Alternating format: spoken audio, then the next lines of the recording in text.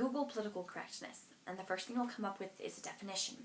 At its core, political correctness means taking care with one's language or actions to not harm or offend a group of people who have been disadvantaged or discriminated against. People have thought up many ways to hurt others, and hurtful terms and language is used often by the media, in business, and schools. Political correctness is meant to combat this. I am Native American, not Indian. We use Hispanic instead of Mexican, Asian versus Chinese. Now there is good reason for this.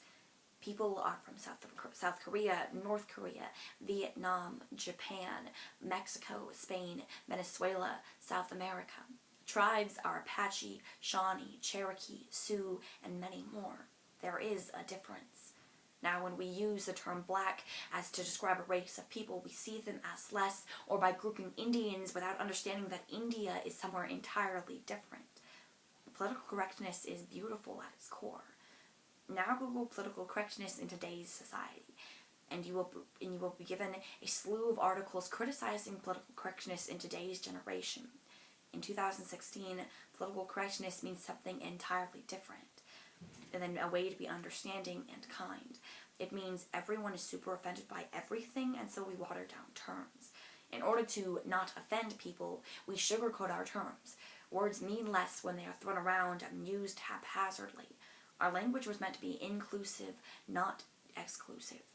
But today's political correctness has gone too far in today's society for 3 reasons. First, when a right is viewed as subordinate to every other right, it isn't a right. We do this with many things in today's society. We think that political correctness furthers rights, but by being so careful as to not offend people, rights are actually being lost. In 2013, a college student at a California State University was asked to remove or hide her cross necklace because someone might be offended by the tiny piece of jewelry. In 2012, an army manual forbids soldiers from making any derogatory remarks about the Taliban, a terrorist organization who killed at least 72, including many children, this past Easter Sunday, writes a Malaysian newspaper. Daily Mail News writes of libraries that put up glass barriers so that people can exercise their right to watch porn in a public library. The most well-known amendment to the Constitution, the first, many people will tell you that the most important words are freedom of speech and religion. We think that we're furthering these rights, but our rights are actually lost when we worry so much about offense.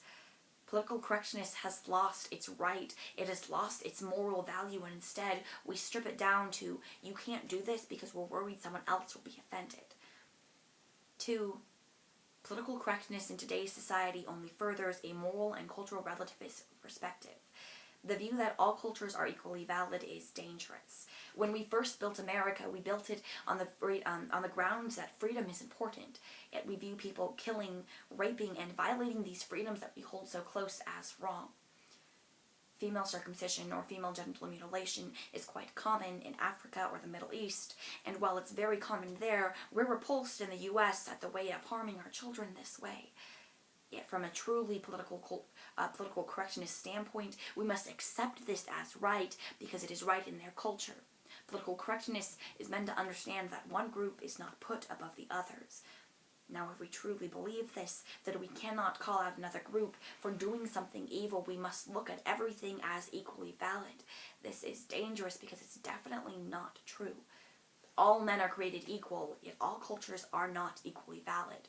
If we are viewing everything as correct, then there is no reason to begin a new nation, no reason to have laws, no reason to have punishment for those violations of these laws. 3.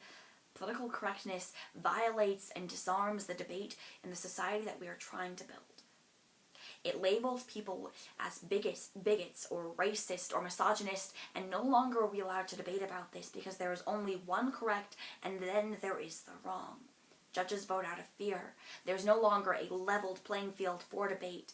This argument comes back time and time again to the argument of the First Amendment and the freedom of speech. Speech is important, as any debate could tell you. In America, we were built on the freedom of speech. How could the states ratify the amendments to the Constitution without the base of speaking for them? How can we be expected to regulate our government without being able to petition and call them out when they do wrong? How can we trust the Supreme Court without people being able to appeal their cases time and time again? Speech is important. How can we preach that we further life, liberty, and the pursuit of happiness when we kill speech? Political correctness means that there is only one correct and there is the wrong. People don't believe it because victims are allowed to articulate your views, but yet you are seen as less if you don't agree with them. So in conclusion, political correctness has come too far in today's society. First, when we view rights based on offense, it isn't a right. We can't preach freedom, yet expect people to hide their freedoms. 2, we fight terror, we fight oppression, we fight injustice, yet when we are viewing other cultures as all of them correct, it is wrong. We can't be America that way. And 3, it destroys the very thing we are trying to create, the very activity we are trying to create with this online debate, and only harms it. Speech is important. Let us speak.